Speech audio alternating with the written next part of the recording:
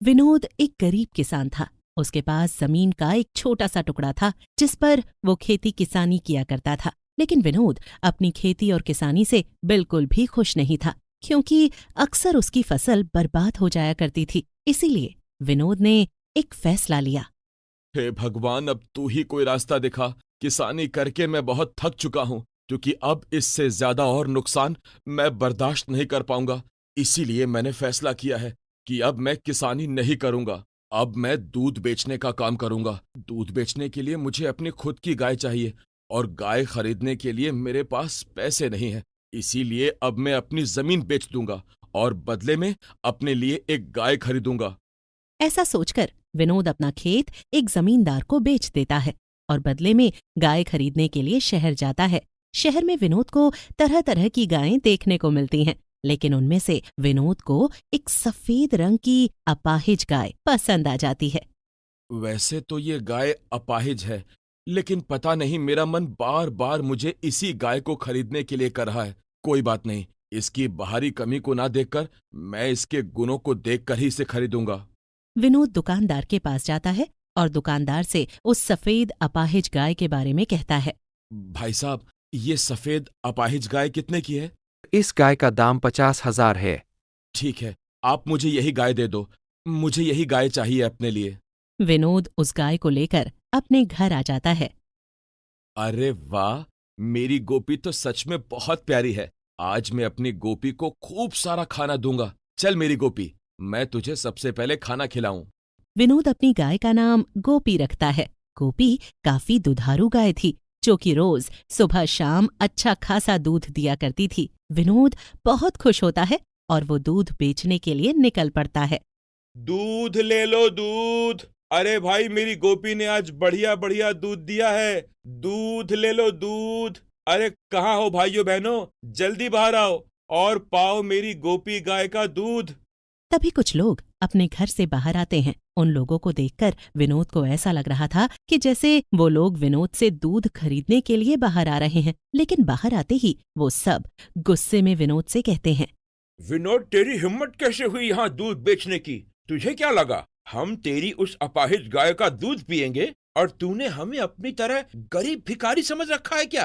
अरे माना कि मेरी गोपी अपाहिज है, पर इसका मतलब ये नहीं कि उसका दूध बेकार है। अरे गोपी के दूध में बहुत ताकत है। एक बार आप उसका दूध पीकर देखो, सारी बीमारियां खत्म हो जाएंगी आपकी। छी छी, अरे कैसी बातें कर रहे हो विनोद भाई? तुम्हें क्या लग रहा है कि हम तुम्हारी उस अपाहिज गाय का दूध पिएंगे? अरे भगवान बचाए हमें उससे। और खबरदार, अगर तुम आज के बाद दोबारा इस गांव में अपनी उस अपाहिज गाय का दूध लेकर आए तो छी, घिन आती है हमें तुम्हारी उस गाय से।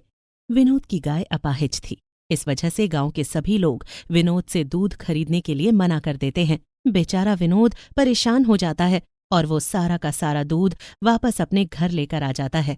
विनोद को ऐसे परेशान देखकर विनोद की माँ जानकी उससे कहती है। क्या बात है बेटा, क्यों परेशान है तू? अरे माँ, क्या बताऊं मैं तुम्हें। मेरी गाय अपाहिज है, इसीलिए कोई भी उसका दूध खरीदना नहीं चाहता। अरे क्या कमी है मेरी गोपी में?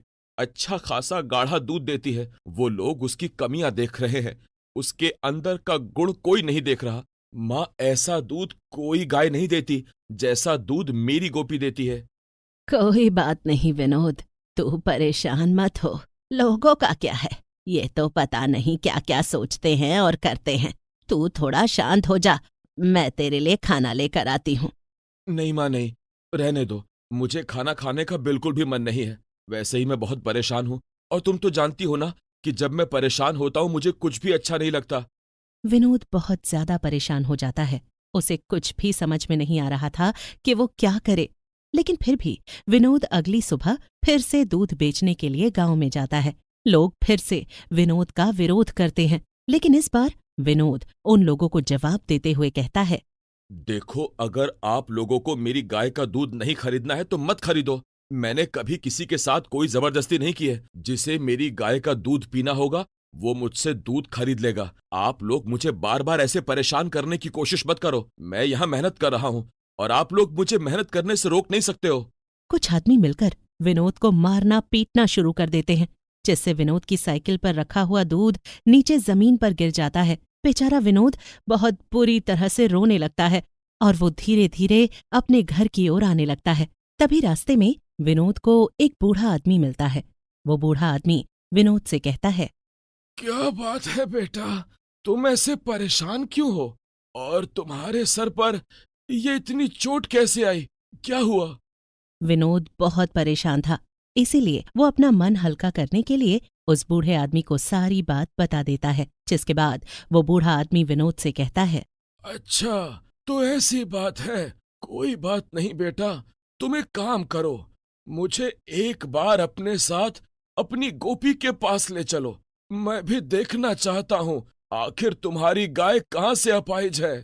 विनोद अपने साथ उस बूढ़े व्यक्ति को अपने घर ले जाता है। जिसके बाद वो बूढ़ा व्यक्ति गोपी को देखकर कहता है, अरे तुम्हारी गाय बहुत अच्छी है। इसके दूध में वो ताकत है जो किसी भी आम गाय के दूध में नहीं है। इसका दूध पीकर अच्छे अच्छे रोग मिट सकते हैं। तुम्हें यकीन नहीं होता तो तुम इसका दूध किसी बीमार व्यक्ति को पिलाकर देखना। उसके बाद देखना इस दूध का असली असर। बहुत चमत्कारी गाय है ये। बाबा, आप सच कह रहे हो ना? हाँ बेटा, मैं सच बोल रहा हूँ। मुझे तुमसे झूठ बोलकर क्या मिलेगा? तुम्हारी ये गाय जादुई है।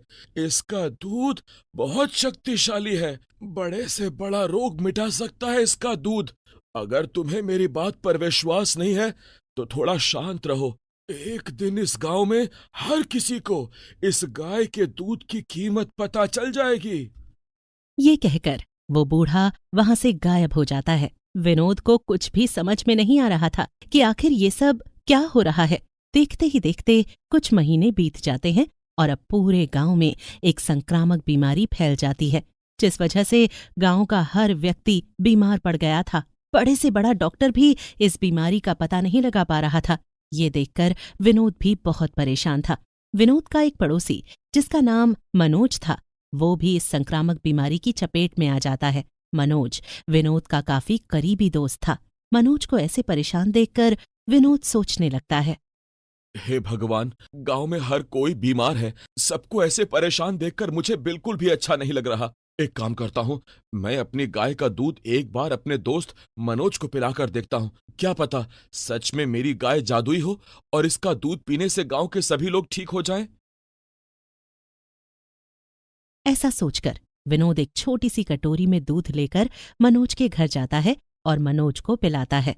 दूध पीते ही मनोज एकदम स्वस्थ हो जाता है। ये देखकर मनोज विनोद से कहता है, विनोद, ये देख भाई, मैं एकदम ठीक हो गया और ये सब तेरी वजह से हुआ है। विनोद, ऐसा क्या पिलाया तूने मुझे जिससे मैं एकदम ठीक हो गया? बता ना विनोद। विनोद को मनोज की बातों पर बिल्कुल भी यकीन नहीं हो रहा था। वो एकदम हक्का बक्का रह जाता है। उसके पास कहने के लिए कोई शब्द तक नहीं था। इसीलिए वो चुपचाप अपने घर आ जाता है और इस बारे में अपनी माँ को बताता है। माँ सुनो ना, मुझे तुमसे कुछ बहुत जरूरी बात करनी है। माँ, मेरी गोपी जादुई है। इसका दूध जादुई है। माँ, इसका दूध पीकर मेरा दोस्त मनोज ठीक हो गया। तो क्या बोल रहा है विनोद? लगता है तेरा दिमाग खराब हो गया है। नहीं माँ, मैं सच बोल रहा हूँ। मेरी गोपी जादुई है। इसका दूध पीकर ही मनोज पूरी तरह से स्वस्थ हुआ है और ये अभी अभी हुआ है क्योंकि मैं अभी मनोज के ही घर से आ रहा हूँ। माँ, विनोद अपनी माँ से बात कर ही रहा होता है कि तभी विनोद के घर पर गांव के कुछ लोग आते हैं और वो लोग विनोद से कहते हैं, विनोद भाई, हमें आपकी गाय का दूध चाहिए। हमसे बहुत बड़ी भूल हो गई। उस दिन हमने आपके साथ बहुत बुरा किया। चलो जाओ यहाँ से, किसी को भी दूध नहीं मिलेगा। तुम लोगों ने मेरे बेटे के साथ बहुत गलत किया है, इसीलिए मेरा बेटा किसी की मदद नहीं करेगा। नहीं चाची, ऐसा मत बोलिए। आप नहीं जानती कि हमें इस संक्रमण से छुटकारा चाहिए। पूरा गांव परेशान है चाची, और मुझे ऐसा लगता है कि इस रोग से आपकी ये जादुई गाय ही हमें बचा सकती है। हमें गोपी का दूध चाहिए चाची। माँ, इन लोगों ने मेरे साथ जो कुछ भी किया उसे भूल जाते हैं क्योंकि इंसानियत वही है जो पिछला भूलकर हंसी खुशी आगे बढ़े। मुझे इससे कोई शिकायत नहीं माँ। इन्हें ठीक करके ही मुझे असली खुशी मिलेगी। विनोद भाई, तुम्हारा बहुत बहुत शुक्रिया। तुम बहुत अच्छे हो और हम लोगों ने तुम्हारे साथ जो कुछ भी किया उसके लिए हम तुमसे हाथ जोड़कर माफी मांगते हैं, लेकिन अभी हमें अपने परिवार को बचाने के लिए तुम्हारी मदद चाहिए। तुम हमें अपनी गोपी का दूध दे दो भाई। ठीक है, शांति बनाए रखो। मैं सभी को अपनी गाय का दूध दूंगा। विनोद अपनी जादुई गाय का दूध गांव में सभी को देता है। विनोद की जादुई गाय का दूध पीकर गांव के सभी लोग स्वस्थ हो जाते हैं और इसी तरह से अब लोग दूर दूर से विनोद से दूध खरीदने के लिए उसके घर आते हैं और इस तरह से विनोद अपने साथ साथ गांव के सभी लोगों की मदद करते हुए अपने जीवन में आगे बढ़ता है। राजू एक गरीब किसान था। वो एक जमींदार के खेत पर किसानी किया करता था और किसानी करके ही वो अपना पेट पालता था। ऐसे ही एक दिन गाय अचानक से राजू के घर के सामने आ जाती है। राजू बार बार उस गाय को वहां से भगा रहा था, लेकिन वो गाय वहां से जाने का नाम ही नहीं ले रही थी। अरे क्या बात है, तुम तो यहाँ से जाने का नाम ही नहीं ले रही हो और तुम वापस फिर से मेरे घर पर आ जाती हो। अरे आखिर चाहती क्या हो? मुझे ऐसा लगता है कि तुम मेरे साथ ही रहना चाहती हो। राजू के इतना बोलते ही वो गाय अपना सिर हिलाने लगती है। राजू समझ जाता है कि गाय भी उसके साथ रहना चाहती है। तभी राजू गाय से कहता है, ठीक है बाबा, अब तुम मेरे साथ ही रहना। अब से तुम्हारा नाम मोती है। राजू उस गाय को अपने साथ ही रख लेता है। इस तरह से धीरे धीरे राजू किसानी छोड़कर दूध बेचने का काम शुरू कर देता है। राजू की गाय बहुत बढ़िया दूध देती थी। ऐसे ही राजू की गाय 2 दिन से कुछ खा नहीं रही थी, इसीलिए राजू को उसकी थोड़ी चिंता होने लगती है और राजू अपनी गाय को चारा देते हुए कहता है, ए मोती, खा लेना। मुझसे कोई भूल हो गई है क्या, जो तू मुझसे ऐसे नाराज है? अरे पहले तो तू पेट भर के खाना खाती थी, अब अचानक से क्या हो गया है तुझे? राजू बार बार मोती के आगे चारा डाल रहा था, लेकिन मोती अपना मुंह फेर ले रही थी। राजू को समझ में नहीं आ रहा था कि आखिर मोती को हो क्या गया है। ऐसे ही अगले दिन राजू अपनी गाय को एक वैद्य जी के पास ले जाता है। वैद्य गाय को देखता है और उसकी जांच करने के बाद राजू से कहता है, अरे राजू, घबराओ नहीं, तुम्हारी गाय मां बनने वाली है। शायद इसी वजह से इसका खाने में मन नहीं लग रहा है। चिंता मत करो, गर्भावस्था में ऐसा होना आम बात है। कुछ दिनों में तुम्हारी गाय बिल्कुल ठीक हो जाएगी। अरे मेरी गाय मां बनने वाली है, मैं तो बहुत खुश हूं वैद्य जी, आपने तो मुझे बहुत बड़ी खुशखबरी दे दी है। राजू खुशी खुशी अपनी गाय को लेकर घर आ जाता है और घर आने के बाद अपनी पत्नी आरती को इस बारे में बताता है। अरे आरती, तुम्हें पता है हमारे घर में एक नन्हा मेहमान आने वाला है। अरे हमारी गाय पेट से है, तभी तो ये कुछ दिनों से खाना नहीं खा रही थी और मुझे लग रहा था जैसे मुझसे कोई बहुत बड़ी गलती हो गई है, जिस वजह से मेरी गाय मुझसे नाराज है। अरे ये तो बहुत अच्छी बात है, अब तो हमें अपनी गाय का खास ध्यान रखना होगा। इस तरह से आरती और राजू दोनों मिलकर अपनी गाय की खूब सेवा पानी करते हैं और समय समय से उसे चारा भी देते हैं। देखते ही देखते राजू की गाय एक सुंदर से बछड़े को जन्म दे देती है। ऐसे ही कुछ दिनों बाद राजू का पड़ोसी मनोज राजू के पास आता है और कहता है, अरे राजू, तेरे पास तो पहले से ही एक गाय है, तो तू अपनी गाय का बछड़ा मुझे दे दे, बदले में मुझसे 5,000 रुपए ले ले।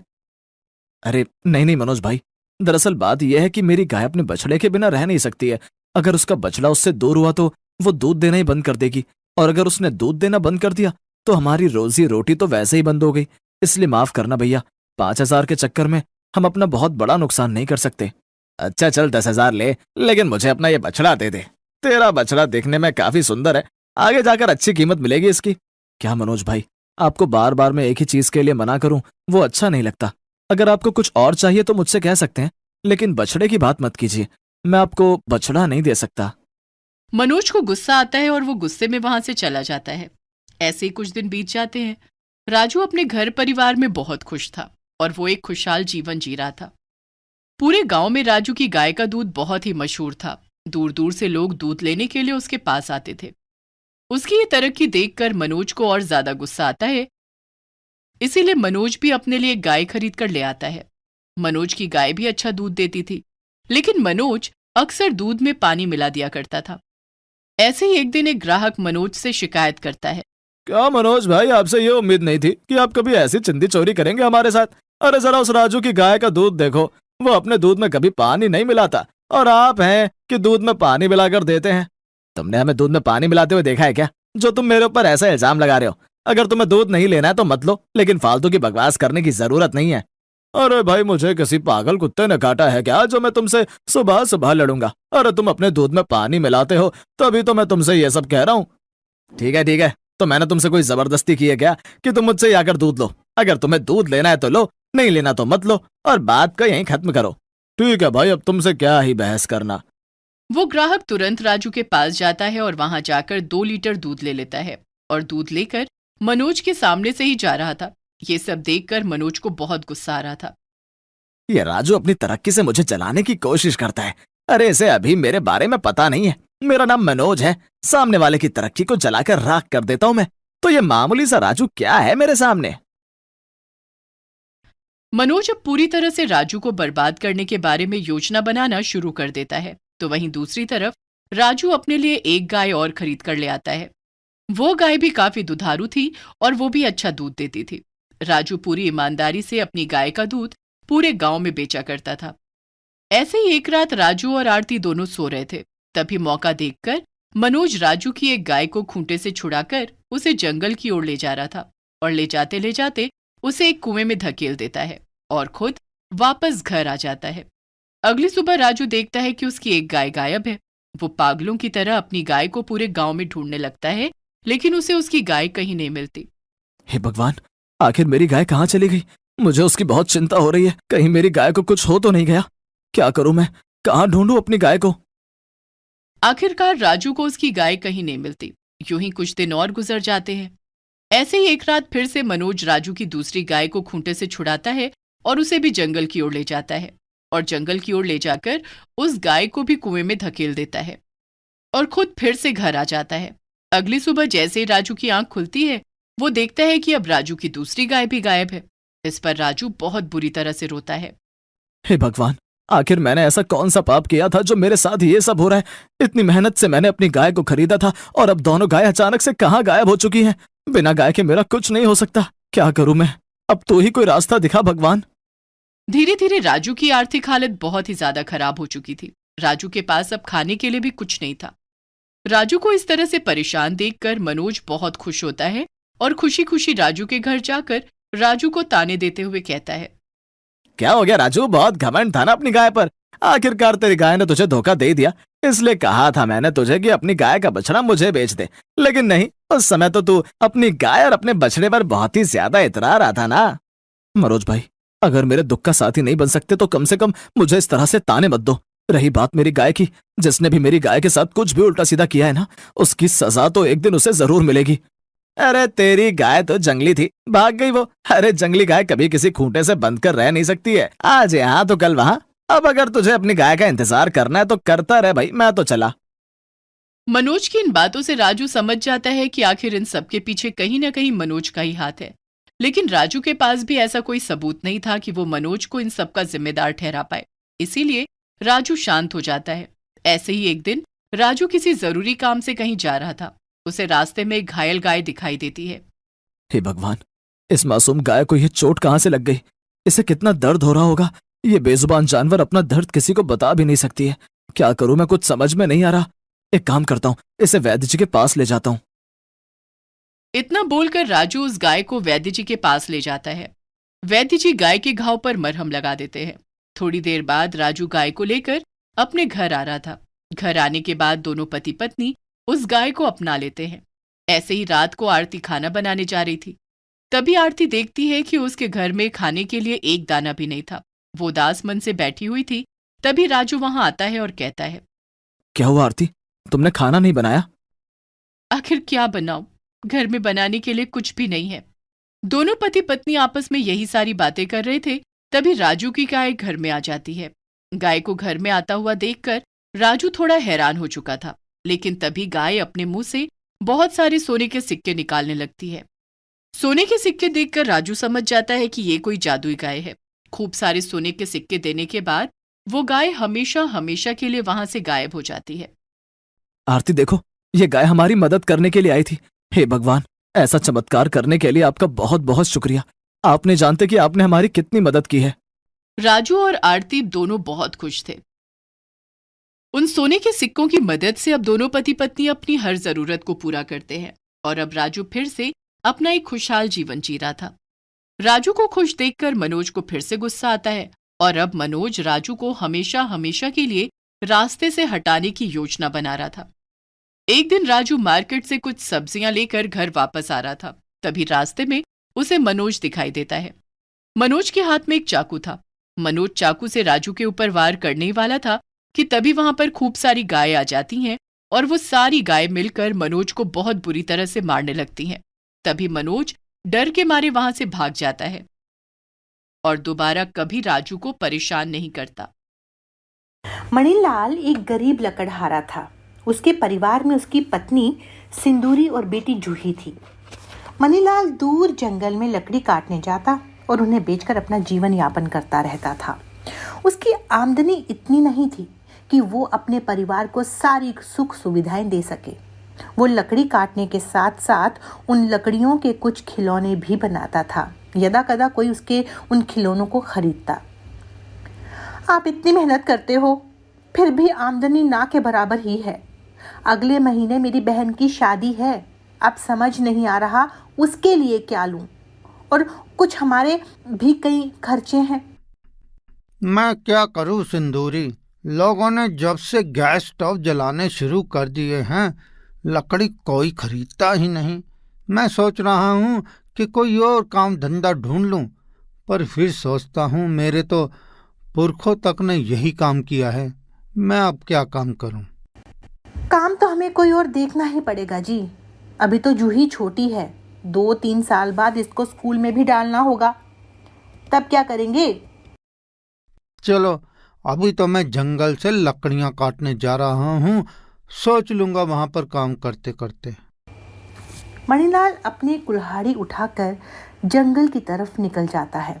सिंदूरी अपने घर के कामकाज करके जमा किए हुए कुछ पैसे गिनने बैठ जाती है। ये तो कुछ भी पैसे नहीं जुड़े, मैं क्या करूं? माँ को मना कर देती हूँ कि शादी में नहीं आ पाऊंगी, पर माँ बुरा मान गई तो? हे भगवान, अब तू ही कोई रास्ता दिखा। अब वहाँ पर जाकर मैं क्या बताऊंगी कि मेरे पास इतने भी पैसे नहीं हैं कि मैं अच्छे कपड़े खरीद सकूं। तभी पड़ोस की एक भाभी उसके पास आती है। अरे सिंदूरी, मणिलाल भैया घर पर हैं क्या? नहीं, तुम लेट हो गई। वो अभी थोड़ी देर पहले ही जंगल की तरफ निकले हैं। कुछ काम है तो मुझे बता दो। अरे तुम्हें याद है, मैंने भैया से पिछले साल एक लकड़ी का घोड़ा बनवाया था। मेरे भाई का बेटा बड़ी जिद कर रहा है वैसा ही घोड़ा लेने की। पूरी मार्केट घूम कर आ गई हूँ, पर वैसा घोड़ा नहीं मिला। सोचा भैया से एक और बनवा लूँ। इसमें सोचने वाली क्या बात है, शाम को वो आ जाएंगे। मैं उनको बता दूंगी जैसा तुम्हें घोड़ा चाहिए, बता देना, वो बना देंगे। हाँ, ये भी ठीक रहेगा। चलो ठीक है, मैं शाम को एक बार और आ जाती हूँ। आपका घर है भाभी, कभी भी आओ। ऐसा बोलकर भाभी वहाँ से चली जाती हैं। सिंदूरी जूही को गोद में लेकर खिलाने लगती है। चलो, एक खिलौना ही बिकेगा तो कुछ पैसे आ जाएंगे। शाम को उनके आते ही उन्हें ये बात बता दूंगी। शाम को मणिलाल लकड़ी बेचकर घर आता है और मुंह धोने के बाद, कितनी मेहनत से पूरा दिन लकड़ियां काटता हूँ और बाजार में जाकर दाम तनिक भी नहीं मिलते। दिल बिल्कुल खट्टा हो जाता है, कोई मेहनत नहीं देखता। फिक्र क्यों करते हो, सब ठीक हो जाएगा। हाँ सुनो, याद आया, वो पास वाली भाभी को अपने भाई के बेटे के लिए घोड़ा बनवाना है। वह तो मैं बना दूंगा, पर पड़ोस का मामला है, पैसे इतने नहीं मिलते। पर मैंने तो भाभी से बोल दिया कि आप बना दोगे। चल, तूने बोल दिया है तो फिर मैं बना ही दूंगा। कितना बड़ा बनाना है? अरे भाभी, अभी मैं आप ही की बात कर रही थी। ये आ गए हैं, बता दो आपको कितना बड़ा घोड़ा चाहिए। कैसे हो मणिलाल भैया? मैं ठीक हूँ भाभी, आप सुनाओ। सिंदूरी बता रही थी कि आपको एक लकड़ी का घोड़ा चाहिए, कितना बड़ा बना दूं? 6 साल का बच्चा है, उसी हिसाब से बना लेना कि उसके पैर घोड़े को चला भी सके। ठीक है भाभी, बना दूंगा। कब चाहिए? परसों मेरा भाई आने वाला है, तो उसी हिसाब से बना लेना। और ये 100 रुपये एडवांस देकर जा रही हूँ। ये घोड़ा छोटा था, उसके आपने 300 लिए थे। इसका बता दो कितना लोगे? आप मुझे 500 रुपये दे देना। चलो ठीक है भैया, अब मैं चलती हूँ। और ऐसा बोलकर वो वहाँ से चली जाती है। आपने 500 क्यों बोले? कम से कम 600 से 700 मांगते। अगर इतने मांगता तो वो घोड़ा नहीं बनवाती। पड़ोस का मामला है, थोड़ा कम ज्यादा करना ही पड़ता है। कोई बात नहीं, मैं साथी जूही के लिए भी घोड़ा बना दूंगा। बाबा, हाथी चाहिए। हा, देखो तो सिंदूरी, हमारी जूही को तो हाथी चाहिए। ठीक है, तो जूही के बाबा उसके लिए हाथी बनाएंगे। अगले दिन सुबह सुबह मणिलाल जंगल से घोड़े और हाथी के लिए लकड़ी लेने जाता है। वो 2 बड़ी बड़ी लकड़ियां लेकर घर आता है और उन पर काम करना शुरू कर देता है।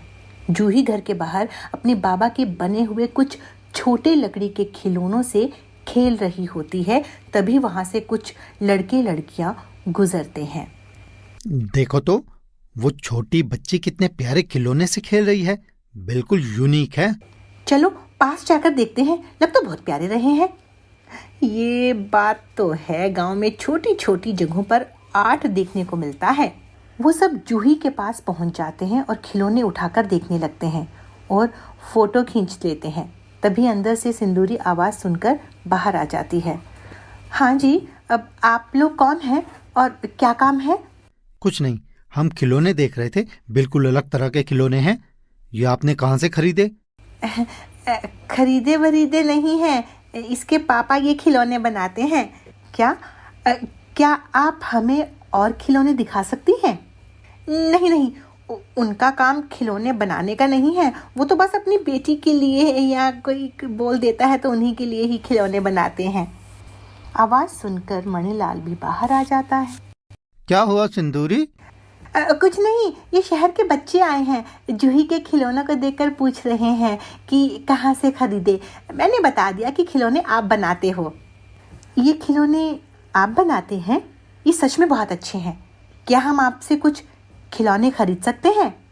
मैं खिलौने बहुत कम बनाता हूँ, मैं एक लक्कड़हारा हूँ, मैं लकड़ियाँ बेचता हूँ। ये मेरा पता है, मेरे पापा फर्नीचर और लकड़ी का सामान बनवाते हैं। एक बार आप अपने खिलौने वहाँ लेकर जरूर जाओ और मेरे पापा को दिखा दो, यह उन्हें बहुत पसंद आएंगे। ठीक है, आप लोग कुछ चाय पानी पियेंगे? अरे नहीं नहीं, आप अपना काम कीजिए, हम तो बस खिलौने देखकर रुक गए थे। और उसके बाद वो बच्चे वहाँ से चले जाते हैं। क्या आप उसके पापा को खिलौने दिखाने जाओगे?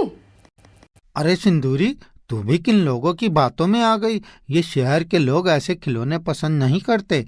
चल अंदर चल, मेरी थोड़ी मदद करवा। पर एक बार जाने में क्या हर्ज है? चल, तू तो बावरी हो गई है, जूही को उठा ले और अंदर चल, मेरी मदद कर। मणिलाल बहुत ही सुंदर घोड़ा और एक हाथी बनाता है। भाभी हाथी घोड़ा दोनों देखकर बहुत खुश होती है। वाह भैया मणिलाल, आपने तो हाथी भी बहुत सुंदर बनाया है। अब मेरा दिल हाथी लेने का भी कर रहा है, क्या करूं? चलो इस बारी घोड़ा ले लेती हूँ, पर अगले बार हाथी जरूर बनवाऊंगी। जरूर जरूर भाभी। भाभी मणिलाल को बाकी बचे 400 देकर चली जाती है। सिंदूरी, ओ सिंदूरी, ये लो 400 रुपये रख लो। कितने दिनों से पैसे जोड़ रही हूँ, पर शादी के लिए पैसे जोड़ ही नहीं पा रही। ये मिलाकर अभी 1500 रुपए हुए हैं। चल, मैं थोड़ा और ज्यादा लकड़ियां काट लूंगा, पर तू अच्छे से बनकर जाना शादी में। और अगले दिन मणिलाल जंगल में लकड़ियां काटने जाता है। तभी कुछ जंगल अधिकारी उसे रोक लेते हैं। साहब, मैं तो एक गरीब लकड़हारा हूँ, लकड़ियां काट कर ही जीवन चलता है। जंगल से काफी समय से लकड़ियां काट रहा हूँ, फिर आज आप मना क्यों कर रहे हैं? अब तुम जंगल में लकड़ी नहीं काट सकते, क्योंकि यह जंगल संरक्षण में आ गया है। लगातार कटाई से जंगल में पेड़ लगातार कम हो रहे हैं। पर साहब, मेरी तो रोजी रोटी ही इसी से चलती है। जानता हूँ, पर कभी लकड़ियां काटते वक्त तुमने सोचा कि इस जंगल में और पेड़ भी लगाता जाऊं? तुम सिर्फ लकड़ियां काट रहे थे। मणिलाल अपना सामान लेकर घर वापस आ जाता है। इतनी जल्दी घर आकर देखकर क्या हुआ? इतनी जल्दी वापस क्यों आ गए? सब ठीक तो है ना? आपका मुंह क्यों लटका हुआ है? एक गिलास पानी पिला, फिर बताता हूँ। जंगल का संरक्षण हो गया है, अब वहाँ पेड़ काटना मना है। समझ नहीं आ रहा क्या करूँगा। ये तो बहुत ही बुरा हुआ। और ये सुनकर दोनों उदास हो जाते हैं। एक हफ्ता ऐसे ही निकल जाता है। धीरे धीरे घर का राशन भी खत्म होने लगता है। मैं ऐसा करती हूँ, उन जमा किए हुए पैसों में से 500 रुपए आपको दे देती हूँ। घर का सामान ले आओ। नहीं नहीं सिंदूरी, रहने दे। वो पैसे तूने अपनी बहन की शादी के लिए रखे हैं। कैसे शादी? मैं अपना घर देखूं या शादी देखूं? तू भी सोचती होगी ना, मुझे कैसा पति मिला है जो मेरी इच्छाएं भी पूरी नहीं कर सकता।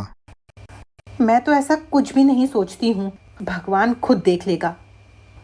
पैसे निकालते हुए तभी उसकी नजर उस कार्ड पर पड़ती है। ये कार्ड वही है ना जो उस दिन वो लड़का देकर गया था? हाँ, यह तो वही है। सुनो जी, एक बार वहां जाकर अपने खिलौने भी दिखा दो। क्या पता कुछ रोजगार ही बन जाए। सिंदूरी, जिद मत कर। बड़े बड़े लोग हैं, हमारे जैसे लोगों के खिलौने उन्हें कहाँ पसंद आएंगे। देखो जी, एक बार जाने में क्या हर्ज है? या तो हाँ होगी या ना होगी, बस। चल ठीक है, तेरे कहने से जाऊंगा। और अगले दिन मणिलाल कुछ खिलौने और वो हाथी जो उसने जूही के लिए बनाया था लेकर कमल के पापा के पास जाता है। वो दरवाजे पर कार्ड दिखाता है। अंदर से एक आदमी उसे लेने आता है। आइए आइए, आपके बारे में कमल ने मुझे बताया था और आपके खिलौनों की फोटो भी दिखाई थी। साहब, मैं लकड़हारा हूँ। आजकल जंगल से लकड़ियाँ काटना बंद हो गया है, इसलिए अपने खिलौने लेकर आपको दिखाने आया हूँ। हाँ जी, हाँ जी, हाँ, दिखाइए आप अपने खिलौने। और इतने यूनिक खिलौने देखने के बाद कमल के पापा मणिलाल को खिलौने बनाने का ऑर्डर देते हैं, जिसके लिए लकड़ियां वो खुद देंगे। और उस काम के लिए मणिलाल को 20,000 रुपए एडवांस भी देते हैं। इतने पैसे मणिलाल देखकर हैरान हो जाता है और अपने गमछे में उन्हें बांधकर खुशी खुशी घर जाता है। जूही की माँ, ओ जूही की माँ, कहाँ गई? जल्दी इधर आ, तुझे कुछ दिखाना चाहता हूँ। क्या हुआ? आपने तो पूरा घर ही सर पर उठा लिया है। अरे तू घर की बात कर रही है, मैं तो पूरा गांव सर पर उठा लूं। देख तो सिंदूरी क्या है। और वो गमछा सिंदूरी के हाथ पर रख देता है। सिंदूरी गमछे को खोलती है और उसमें पैसे देखकर खुशी से रो पड़ती है। इतने पैसे कहाँ से आए? वहीं से जहां तूने मुझे भेजा था। अरे वो बहुत बड़े सेठ हैं, बहुत बड़ा कारोबार है उनका, देश में ही नहीं विदेश में भी। और पता है, उन्हें मेरे खिलौने बहुत अच्छे लगे और उन्होंने मुझे खिलौने बनाने का ऑर्डर दिया है। और ये देख, 20,000 रुपये एडवांस। भगवान, तूने मेरी सुन ली। हाँ सिंदूरी, तेरे विश्वास के कारण ही मेरा नसीब बदल पाया है। अब तू आराम से अपनी बहन की शादी में जा। सेठ ने बोला है वो मुझे हर महीने बहुत सारा काम देगा। ये सुनकर मुझे बहुत खुशी हो रही है। अब हम अच्छे से सुकून से अपनी बेटी को भी पढ़ा सकेंगे। हाँ सिंदूरी, मैं बहुत मेहनत करूंगा। तुम दोनों के लिए मुझे बहुत कुछ करना है अभी। और फिर मणिलाल खिलौने बनाने का काम शुरू कर देता है। कमल के पापा को उसका काम बहुत पसंद आता है और वो उसे नए नए ऑर्डर देता रहता है। इस तरह एक गरीब लकड़हारे की किस्मत बदल जाती है। मणिलाल अपनी फैमिली के साथ बड़ा खुश रहता है। बस करो मिताली, तुमने तो इतना बेकार का सामान खरीद लिया है, इसे तो घर में रखने की भी जगह नहीं है। और मुझे लगता है कि जो सारी चीजें ये तुम ले रही हो वो काम भी नहीं आएंगी। मैं रोज रोज मार्केट नहीं आती, एक ही बारी में सारा सामान ले लेती हूँ। और तुम देखो ना, कितने सारे अच्छे अच्छे ऑफर निकले हुए हैं। कितनी सारी चीजों पर तो डबल डबल ऑफर है। यही तो मजा है मॉल में शॉपिंग करने का, इतनी सारी चीजें फ्री मिल जाती है। ऐसा है, सुनो मेरी बात, कुछ भी फ्री में नहीं होता। इन लोगों की जेबों में बहुत पैसा जाता है, तभी ये फ्री रखते हैं। और तुम जैसी बेवकूफ औरतें इनको और बढ़ावा देती हो। अब भरे मॉल में इतने लोगों के बीच मुझे बेवकूफ तो मत ही कहो। मिताली इतना सामान ले लेती है कि गाड़ी की सीट और डिक्की पूरी भर जाती है। और गाड़ी में बैठने के बाद, अब 2 महीने तक तुम मुझे कभी भी शॉपिंग पर आने को मत बोलना। ऐसे मत कहो मनोज, ये सब तो मैंने घर के लिए खरीदा है। पिछले 2 महीने से मैंने अपने लिए कोई भी ड्रेस नहीं खरीदी है। अगले संडे हम लोग ड्रेस लेने जाएंगे। मनोज गुस्से में गाड़ी का स्टीयरिंग घुमा देता है और गाड़ी को सीधा ले जाकर घर के बाहर खड़ा करता है। पैसे बहुत मेहनत से कमा कर लाता हूं, तुम्हारी रोज की ये फिजूल खर्ची बर्दाश्त नहीं कर सकता। अभी तो तुम मेरे घर के अंदर चलो, माँ जो तुम्हें सुनाने वाली है वो भी तुमने ही सुनना है। Buy 1 get 1 free. सामान से लथपथ दोनों घर के अंदर घुसते हैं और मनोज की माँ का मुंह खुला का खुला रह जाता है। हे भगवान मिताली, क्या सारा बाजार खरीद लाई? मैंने तो सिर्फ तुमसे दाल, घी और तेल मंगवाया था। अरे मम्मी जी, मैं क्या बताऊं, आपको पता है वहां पर इतनी सारी चीजों पर डिस्काउंट था। अब देखो, इन 4 साबुन के साथ 4 फ्री। ये देख रही हो, ये चावल का ये पैकेट, इस चावल के पैकेट पर 1 पैकेट चावल फ्री। और तो और मम्मी जी ये देखो, इन 4 बिस्कुट के पैकेट पर 6 बिस्कुट फ्री थे। मनोज की मां माथा पकड़कर बैठ जाती है। अच्छा ठीक है बहू, मैंने तेरी बात को रख लिया। अब जरा मुझे ये बता कि ये जो चीजें तू खरीद कर लाई है, इनका ओरिजिनल रेट क्या है? ये चावल 175 का 1 किलो है, जबकि हम लोग 80 रुपए किलो वाला चावल खाते हैं। ये साबुन का रेट देखो, इस पर लिखा है 145, और हम जो साबुन इस्तेमाल करते हैं वो 70 के 4 आते हैं। ओ मेरी बेवकूफ बहू, तुम लुट कर आ गई हो, कोई फ्री में सामान लेकर नहीं आई हो। पूरे रास्ते में यही समझाते हुए आया हूं माँ, पर इसके दिमाग से तो ये फ्री ऑफर वाली बात निकल ही नहीं रही। मिताली, किसी दिन तेरी ये आदत इस घर की लुटिया डुबो कर ही मानेगी। आप लोग कुछ भी कहो, पर रसोई तो भरी भरी लगेगी ना। तभी पड़ोस की एक भाभी खीर का बर्तन लेकर घर आती है। अरे मिताली, मैं तेरे लिए खीर लेकर आई हूँ, तुझे खीर बहुत पसंद है ना? ओ भाभी, आप कितने अच्छे समय पर आई हो। सच कह रही हूँ, बहुत तेज भूख लगी थी। ये आप मुझे दे दो, मैं बर्तन बाद में भिजवा दूंगी। मिताली जल्दी से खीर कटोरी में निकालकर खाने लगती है। ये तो बहुत गलत बात है मिताली, तुमने ऐसे खीर क्यों ले ली? तुम्हें पूछना चाहिए था कि खीर क्यों बनाई गई है, किसके लिए बनाई गई है, और इतनी सारी खीर देने का क्या मतलब है? अगर सोचो कि उनकी खीर ज्यादा बन गई है तो बात समझ में आती। अगर सोचो उनके घर में खीर किसी को पसंद नहीं आई और उन्होंने तुमको दे दी, तो ये कितनी बुरी बात है। अरे माँ, उसने बोला ना कि उसे पता था कि मुझे खीर बहुत पसंद है, इसलिए देकर गई है। पर सच कहूं, खीर बहुत ही स्वादिष्ट बनी है। मनोज और उसकी माँ सिर पकड़कर बैठ जाते हैं। रात को सब खाना खाने के बाद सो जाते हैं और जब सुबह मनोज ऑफिस के लिए जाता है तो वो 2 पड़ोसियों की आपस में बातें सुनता है। तुझे पता है, मेरे घर में कल खीर किसी को भी पसंद नहीं आई। फिर मुझे मिताली का ख्याल आया और मैं उसको खीर देने चली गई, और उस पागल ने खीर रख भी ली और खा भी ली। मैं भी यही करती हूँ, जब भी ऐसा लगता है कि कोई सब्जी या कोई चीज अच्छी नहीं बनी, मैं मिताली को दे आती हूँ। कुछ भी कहो, बड़ी बेवकूफ है, कोई कुछ भी देता है लालच में रख ही लेती है। मनोज उन दोनों की बातें सुनकर गुस्से में वहां से चला जाता है और उसे मिताली के ऊपर बहुत गुस्सा आ रहा था। घर आकर वो मिताली को सारी बातें बताता है। ओहो, तो इसमें बुरा मानने की क्या बात है? कोई जूठा खाना थोड़ी देकर जाती है। बच्चों को नहीं पसंद आया तो नहीं पसंद आया, पर मैं सच कहूं, मुझे फ्री की चीजें बहुत पसंद है। उस टाइम मेरे को कुछ बनाना भी तो नहीं पड़ता। शायद मिताली तुमने एक चीज नहीं सुनी होगी। एक चीज होती है सेल्फ रिस्पेक्ट, जो तुम्हारे अंदर बिल्कुल मर चुकी है। तुम इतनी लालची क्यों हो? कहाँ लालची हूँ, बस मैं चीजें खराब नहीं करती, और जब कोई चीज मुझे लगता है कि ये फायदा देगी तो मैं खरीद लेती हूँ। इसको ये बात तब तक समझ में नहीं आएगी बेटा, जब तक कि इसे एक कोई बड़ी ठोकर ना लग जाए। जिस दिन ये अपने पैरों पर खुद कुल्हाड़ी मार लेगी, उस दिन इसकी अकल ठिकाने आ जाएगी। तभी उनके पड़ोस में एक औरत सुमन रहने के लिए आती है, देखने में बहुत ही सभ्य और मिलनसार। जल्दी ही वो पड़ोस में सबसे घुल मिल जाती है। एक दिन वो मिताली के घर आती है। मिताली, जल्दी से ये टेस्ट करके बताओ, मैंने आज पास्ता बनाया है। अरे वाह दीदी, पता है मेरा मन भी पास्ता खाने का कर रहा था। तभी मिताली बर्तन में 2 जगह पास्ता लेकर आती है और एक खुद खाती है और एक सुमन को दे देती है। अरे मिताली, तुमने आंटी को तो दिया ही नहीं। नहीं नहीं दीदी, उन्हें पास्ता बिल्कुल पसंद नहीं है। हाँ, अगर आप उनके लिए आलू की सब्जी और पूरी और खीर लेकर आती तो वो जरूर खा लेती। उन्हें ये सब इतना पसंद है कि पूछो ही मत। अच्छा अच्छा, तो ये बात है। और तुम्हारे पति को भी पसंद होगी फिर तो। अरे दीदी क्या बताऊं, दोनों माँ बेटे की पसंद एक ही है। हाँ, वैसे आलू पूरी मुझे भी बहुत पसंद है। और मम्मी जी तो गजब की बनाती है। किसी दिन उनके हाथ की आलू पूरी भी आपको खिलाऊंगी। खाना खाने के बाद दोनों चाय पीती हैं और मिताली अपनी सास को भी वो चाय देने जाती है। बेटा, कितनी बार कहा है, इस तरह जब कोई देने के लिए आए तो मत खाया कर। ओहो, अब इसमें क्या बुराई है, वो भी तो मेरे साथ बैठकर खा रही थी।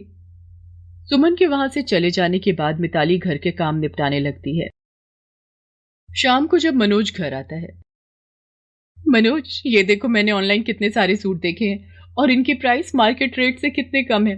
प्लीज प्लीज प्लीज मना मत करना, मेरे पास बिल्कुल भी कपड़े नहीं रहे हैं। मैं इनमें से 4 सूट मंगा रही हूँ। मिताली बस करो, तुम्हारी अलमारी कपड़ों से भरी पड़ी है। और ये सूट जो तुमने देखा है, क्या तुम्हें पता है उसका कपड़ा कैसा होगा? कपड़ा तो घर आने के बाद पता चलेगा ना कैसा निकला है। अच्छा सुनो, मैं 2 सूट ऑर्डर कर रही हूँ। मनोज कुछ कहता उससे पहले ही मिताली 2 सूट ऑर्डर कर देती है और मनोज गर्दन हिलाता हुआ करवट लेकर सो जाता है। अगले ही दिन मिताली के ऑर्डर किए हुए सूट आ जाते हैं और जब मिताली उनको खोलकर देखती है तो अरे, ये सूट वैसे नहीं लग रहे जैसे ऐप पर दिखाई दे रहे थे। अगर ये बात मैंने मनोज को बताई तो मुझे डांट पड़ेगी। मैं ऐसा करती हूँ, ये काम वाली को दे दूंगी, वैसे भी कौन सा महंगे हैं। एक दिन मनोज, उसकी माँ और मिताली तीनों घर पर होते हैं कि तभी सुमन आलू की सब्जी, पूरी और खीर बनाकर लाती है। माता जी, आज मेरी सास की बरसी थी, उनको ये खाना बहुत पसंद था, इसलिए मैंने थोड़ा ज्यादा बना लिया। सोचा आप लोगों के साथ मिलकर खा लूंगी। अरे दीदी, तो फिर इसमें इतनी फिक्र करने की क्या बात है, मैं अभी खाना डाल कर ले आती हूँ, हम सब मिलकर खा लेंगे। पर अभी अभी मेरे भांजे का फोन आया है, मेरी दीदी का एक्सीडेंट हो गया है, मुझे उन्हें हॉस्पिटल में देखने जाना है, ये सारा खाना खराब हो जाएगा। अगर आप बुरा न मानो तो क्या आप ये खाना खा लोगे? वो इतने दुख भरे स्वर में बोलती है कि मिताली सारा खाना रख लेती है। हाँ हाँ दीदी, आप बिल्कुल टेंशन मत लो, जाकर अपनी दीदी का हालचाल पूछो और कोई काम हो तो बगैर कुछ सोचे फोन कर देना। अगर कुछ पैसों की जरूरत है तो बताओ। नहीं नहीं, तुम्हारा बहुत बहुत धन्यवाद मिताली, पैसों की बिल्कुल भी जरूरत नहीं है। ऐसा बोलकर वो चली जाती है और मिताली फटाफट सबके लिए खाना डालकर ले आती है। मम्मी जी, आज कुछ मत कहना, देखो आज वो बहुत मजबूर थी। मिताली की सास कुछ नहीं कहती, उसे भी लगता है कि शायद सुमन ने सच कहा है। तीनों मिलकर खाना खाते हैं और खाना खाने के बाद तीनों सोने चले जाते हैं। अगले दिन सुबह उन तीनों की आंख खुलती है तो देखते हैं कि घर का सारा सामान इधर उधर बिखरा पड़ा है। सारे कीमती जेवर, पैसे, घड़ियां और मोबाइल सब गायब है। तीनों का सर घूम रहा था। तभी मनोज की नजर अपने कमरे में लगे शीशे पर जाती है और उस पर एक कागज चिपका हुआ था जिस पर लिखा हुआ था, लालच बुरी बला है, ये अब पता चला है। लूट लिया मैंने सब कुछ, इसमें तो बड़ा मजा है। खाना खाने के लिए आप सबका धन्यवाद। घर का सब कुछ चोरी होने के बाद में मिताली को अपनी गलती का एहसास होता है। पुलिस आकर जब छानबीन करती है तो पता चलता है उस औरत ने इसी तरह कई शहरों के लोगों को लूटा है। पर अब क्या किया जा सकता था, और मिताली का तो रो रो कर बुरा हाल था। मनोज को भी समझ नहीं आ रहा था कि वो इस सिचुएशन में क्या करे। बस बेटा बस, अब मिताली को कुछ मत कहना, उसे अपनी गलती का एहसास हो गया है और मुझे लगता है ये सीख उसके लिए काफी है। माँ जी, आज के बाद आपसे पूछे बगैर मैं कुछ नहीं करूंगी। माँ जी, मुझे समझ में आ गया है, इतना बड़ा नुकसान सिर्फ मेरे लालच की वजह से हुआ, मुझे माफ कर दो।